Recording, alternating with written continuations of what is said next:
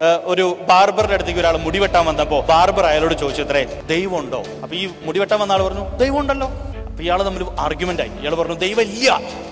ദൈവം ഉണ്ടെങ്കിൽ ഇങ്ങനെയൊക്കെ ലോകത്ത് നടക്കുമോ? ഓരോ കാര്യങ്ങള് ദൈവത്തിന് നീ കണ്ടിട്ടുണ്ടോ എന്നൊക്കെ പറഞ്ഞു ഭയങ്കരമായിട്ടുള്ള ചോദ്യങ്ങൾ ചോദിച്ചു.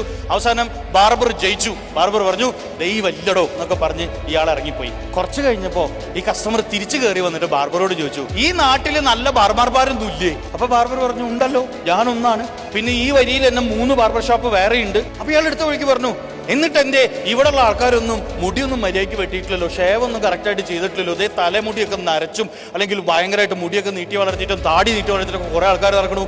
അപ്പൊ എന്ത് ഈ ബാർബർമാരൊന്നും ഇവിടെ ഇല്ല? എടുത്ത വഴിക്ക് ബാർബർ പറഞ്ഞു, ബാർബർ ഷോപ്പ് ഇവിടെ ഉണ്ടായാൽ മാത്രം പോരാ, അവ ഇവിടെ വരണം, എന്നാലേ ഞങ്ങൾക്ക് വെട്ടാൻ പറ്റുള്ളൂ. അപ്പൊ ആ കസ്റ്റമർ പറഞ്ഞു, ഇത് തന്നെയാണ് അവസ്ഥ, ദൈവം എവിടെയാണെന്ന് അറിയണമെങ്കിൽ ദൈവത്തെ അന്വേഷിച്ച് കണ്ടുപിടിക്കണം. ഈ കോളേജിന്റെ ഫെസിലിറ്റികൾ നിങ്ങൾക്ക് കിട്ടണമെങ്കിൽ നിങ്ങൾക്ക് കൊണ്ടുവന്ന് തരാനൊന്നും നിവൃത്തിയില്ല. അത് നിങ്ങൾ യൂട്ടിലൈസ് ചെയ്യണം. 1 പ്രാവശ്യമൊക്കെ പറഞ്ഞു നോക്കും, 2 പ്രാവശ്യമൊക്കെ പറഞ്ഞു നോക്കും, 3 പ്രാവശ്യമൊക്കെ പറഞ്ഞു നോക്കും, ചാൻസുകൾ തന്നുകൊണ്ടിരിക്കും. ആ ചാൻസുകൾ ഉപയോഗിക്കേണ്ടത് മക്കളെ നമ്മളാണ്.